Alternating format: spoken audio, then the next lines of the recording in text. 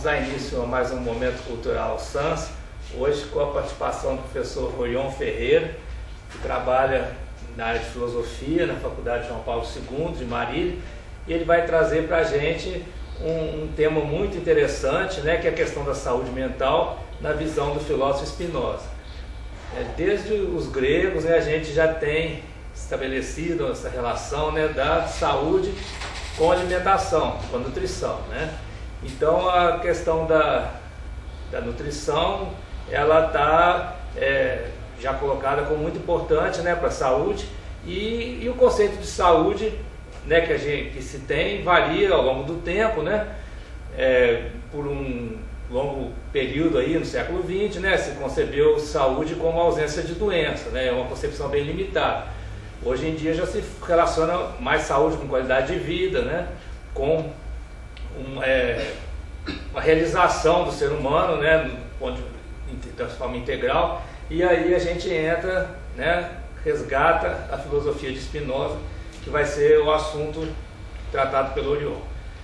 Então, gostaria de agradecer a participação do professor Royon, né, nesse Momento Cultural SANS. Obrigado. Eu gostaria assim, de agradecer pelo convite feito na pessoa do professor Alfredo, que também é meu orientador no doutorado aqui na saúde coletiva. Como ele disse, eu sou formado em filosofia, fiz minha graduação em filosofia, meu mestrado em filosofia, e agora eu, a convite também do professor, vim para cá, para a saúde coletiva, para estar trabalhando a temática entre filosofia e saúde, e relacionando assim a filosofia com essa temática que é a filosofia de Spinoza. Então hoje eu vou assim tentar ser bem claro em relação aos conceitos filosóficos propostos pelo filósofo Spinoza, para que a gente possa entender o que ele e como ele concebe o conceito de saúde e verificar a atualidade desse pensamento, né? Só para a gente começar introduzindo, Spinoza, ele nasceu no século XVII, em 1861, e assim contemporâneo de Descartes, né, em Amsterdã. A família dele toda era judaica e ele, desde criança, já começou a frequentar o judaísmo, só que quando ele chega à idade de 15, 16 anos, ele entra em conflito com a religião judaica, justamente pela formulação que ele faz em relação a Deus, em primeiro lugar, e depois em relação ao homem e a relação do homem com Deus. Então isso vai gerar um conflito muito grande na vida de Spinoza, a ponto dele ser excomungado da igreja judaica. E aí então Spinoza constrói toda a sua vida, falece aos 46 anos de idade, e deixa para a gente aí um arcabouço teórico de publicações, a Ética, o Tratado Teológico Político, o Tratado da Emenda do Intelecto, as Meditações Metafísicas, que é assim, digamos, uma meditação a respeito da concepção de corpo e de mente proposta por Descartes, uma crítica ao cartesianismo. Ou seja, nós temos aí uma vasta publicação em relação a esse filósofo, e hoje nós vamos estar tentando abordar um conceito muito preciso dentro da ética do Spinoza, que é justamente o conceito de conatos. Qual é a relação desse conceito com a saúde? Essa é a pergunta do Spinoza, né? Então eu coloquei assim, que é o conhecimento da natureza, que é o conhecimento de Deus, porque tudo isso é uma coisa só. É essa a grande novidade da ética de Spinoza. Então, a filosofia de Spinoza, ela é uma filosofia da alegria, como nós vamos ver, é uma filosofia da felicidade e é uma filosofia da realização humana. Em suma, a ética, a filosofia de Spinoza é uma filosofia da saúde. Nós podemos assim interpretar. A tradição teológica postulou: Deus é o criador do mundo, ele criou o mundo a partir do nada, se afasta do mundo, e ele sustenta o mundo com o seu amor. Spinoza, ele vai mudar esse conceito de Deus e vai dizer: olha, Deus é uma substância infinitamente infinita, até aí não tem nenhum problema, porque também Tomás de Aquino já havia falado que Deus é uma substância infinita, autoprodutora de si, ou seja, ninguém criou Deus, Deus é capaz de gerar a si mesmo, é incriável, Spinoza também concorda nisso. Porém, ele diz, Deus possui infinitos atributos, que nós, pela nossa limitação humana, conhecemos só dois, a extensão e o pensamento. Bom, a extensão entendida aqui como sendo tudo aquilo que faz parte dos corpos físicos. Então aí já entra uma heresia no pensamento spinozano, né? Spinoza postula que Deus ele é extenso, ele possui extensão. Então, desses dois atributos que nós podemos conhecer pelo limite da nossa razão, extensão e pensamento, Spinoza diz assim, ele gera modificações, ele gera modos, ele gera coisas singulares no mundo. Então, por exemplo, do atributo extensão é gerado os corpos que existem no mundo. E do atributo pensamento é gerado as mentes, no caso as mentes humanas.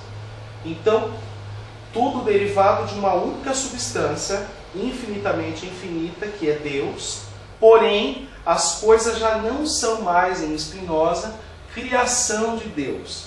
As coisas são emanações de Deus, são gerações de Deus. Então, nós temos aqui em Spinoza um Deus que não é mais transcendente, que não cria um mundo e se distancia, mas um Deus que é imanente, que está no mundo, que está junto com as coisas do mundo. Em Spinoza nós temos um único indivíduo formado por duas modificações diferentes, mente e corpo, porém participantes de uma única substância, que é a substância divina, que necessariamente gera as outras coisas. Aí vem a famosa frase de Spinoza, Deus sive natura. Deus, ou seja, a natureza. Deus, ou seja, a totalidade do cosmos. Deus, a natureza, as plantas, os animais, o homem, é tudo uma substância só. São modificações apenas. As diferenças que nós percebemos nas plantas, nos animais e nos seres humanos, essas diferenças acontecem por conta das modificações decorrentes do atributo extensão e decorrentes do atributo pensamento. Então, sendo o homem um único indivíduo, o homem é uma relação entre mente e corpo. Spinoza diz, como o homem é uma expressão da substância infinita que é Deus, que se autoproduz, o primeiro desejo do homem é permanecer na existência, que ele vai denominar uma palavra muito comum no século XVII, que é a palavra conatus, que a tradução de conatus para o português ficou, a melhor tradução que nós encontramos é essa, preservação. Então o homem deseja o quê? Permanecer vivo na existência. Mas por quê? Aí a gente tem que entender que, para Spinoza, a mente, como eu falei, ela não é uma substância anímica, uma substância separada do corpo, mas a mente é a ideia do corpo. Então, tudo o que acontece no corpo, a mente tem consciência. A mente, ela rastreia, digamos assim, para Spinoza, todos os afetos, tudo aquilo que, todas as variações, todas as modificações internas, tudo aquilo que externamente acontece no meu corpo. Podemos dizer assim, eu estou sentindo frio, estou sentindo calor, olha, agora eu estou sentindo uma modificação no meu estômago, né, ou qualquer outra modificação que eu possa sentir e aquela que eu também não posso sentir, tudo isso é percebido pela mente por meio de uma ideia. Sendo assim, a mente percebe que o corpo procura preservar-se na existência. A mente percebe que o corpo busca manter-se o máximo possível vivo e que não só quer preservar-se na existência, mas também procura regenerar-se caso seja necessário. E isso acontece não só em relação ao homem, mas acontece também em relação aos animais. que a filosofia de Spinoza ela está em harmonia com aquilo que os reformadores da psiquiatria propuseram já há 20 anos atrás. O Rotelli, por exemplo, diz: considera que para se alcançar uma vida satisfatória, deve-se romper com a condição de sujeitado, de sujeito diagnosticado, marcado pelo exame clínico, e transformar-se em sujeito histórico, protagonista de sua cidadania. Como é que a gente consegue ser sujeito histórico sozinho? Não consegue. Para eu ser sujeito histórico, eu tenho que estar num bom encontro, numa relação com os outros. Para eu sair da condição de sujeitado, para eu sair da condição de sujeito diagnosticado, segundo Rotelli, e tentando aqui interpretar Spinoza, eu preciso reconhecer que eu sou um ser de afetos e que eu preciso sair daquela situação. Algo precisa me mover, é essa força interna. Aqui, por exemplo, a luta antimanicomial, as pessoas se reunindo, e isso para Spinoza tem um nome muito específico que é chamado de multitúcio ou de multidão. Ele diz: na multidão é que eu consigo encontrar forças. E Spinoza diz: só no Estado democrático é que eu consigo ter uma vida satisfatória. Porque na tirania eu sou coibido, na tirania eu sou impelido por forças que vêm de fora, daquele que domina. Na oligarquia é um grupo pequeno que domina, mas na democracia eu quero aumentar a minha preservação, você, todos nós. E Spinoza diz assim: não existe drama na democracia, na verdadeira democracia.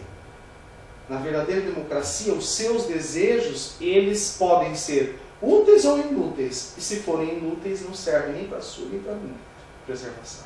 Então, somente no Estado democrático, como um exemplo desse aqui, louco, sim, por amor, por atenção, por carinho, por amizade, ou seja, por afetos. E é o que eles precisam. E, para terminar, há uma citação belíssima do Amarante que talvez possa, sim, concatenar todas as nossas ideias e tudo que nós falamos. O trajeto que compreende da saída da condição do sujeitado, um corpo marcado pelo exame clínico e pelo diagnóstico psiquiátrico, até a transformação em usuário do sistema de saúde, que luta para produzir cidadania para si e seu grupo, passa necessariamente pelo aspecto central da autonomia. Como é que eu consigo autonomia? Somente por um desejo adequado. A cura cede espaço à emancipação, mudando a natureza do ato terapêutico, que agora se centra em outra finalidade: produzir autonomia, cidadania ativa, desconstruindo a relação de tutela e o lugar do objeto que captura a possibilidade de ser sujeito. Ou seja, somente numa perfeita democracia, e nisso eu falo democracia não só em governo político, mas também na relação médico-paciente, na relação entre as pessoas, é que nós conseguimos eliminar do meio de nós essa condição de sujeitado, essa condição de pessoa marcada por um diagnóstico imposto de fora.